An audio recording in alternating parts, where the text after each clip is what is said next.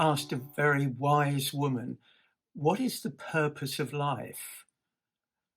And she answered me very clearly. She said, "The purpose of life is threefold. It's to live well, to love well, and to die well." Wow, those words really hit me, and I've used them as an aim, an aspiration to motivate me throughout my life. Now, I don't know whether I'm on course to be qualified as having achieved those threefold attributes. Uh, and one thing I've learnt, and that is you can quantify whether someone has fulfilled these purposes in life. How? Usually by the feeling that is present at their funeral. So how do we know? How do we control whether we are living right and whether we're going to have this feeling of fulfillment even after we have passed out of this physical realm? Well, the one aim, the one purpose of those threefold attributes is to love right, to love well. That's something we can do something about. Now, I'm going to read some prose, a writing, a thesis that was written almost 2,000 years ago by a man called Saul, who was born in Turkey and was a zealot who was persecuting Christians in those days. And then he had a spiritual experience and completely altered the course of his life and discovered this purpose.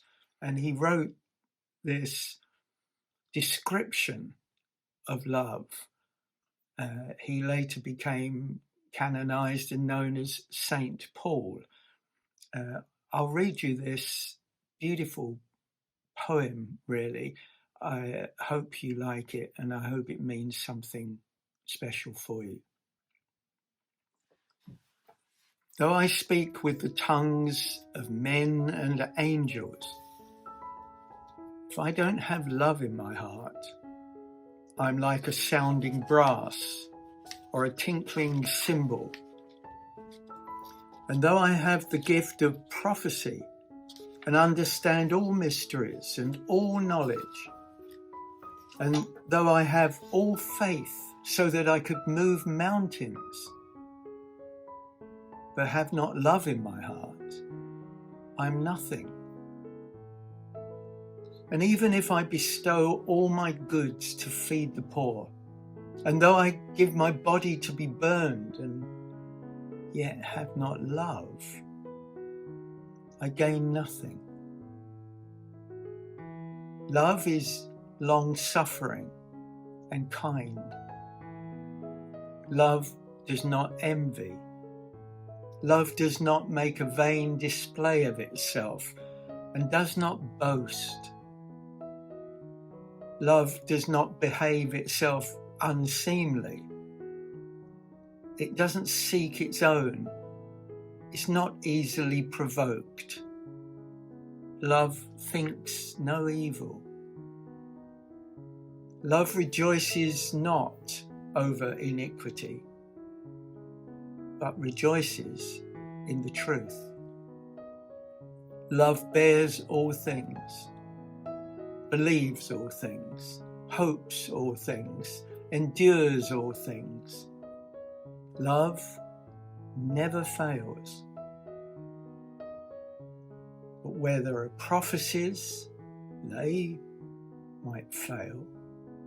Whether there are tongues, they will cease. Where there is knowledge, it shall vanish away, because we know only in part and we prophesy in part. But when that which is perfect is come, then that which is imperfect shall come to an end. When I was a child, I spoke as a child. I understood as a child. I thought as a child. But when I became a man, I put away childish things. For now we see through a mirror darkly, but then face to face. Now I know only in part, but then shall I know, even as also I am known. And now abide faith, hope, love, these three. But the greatest of these is love.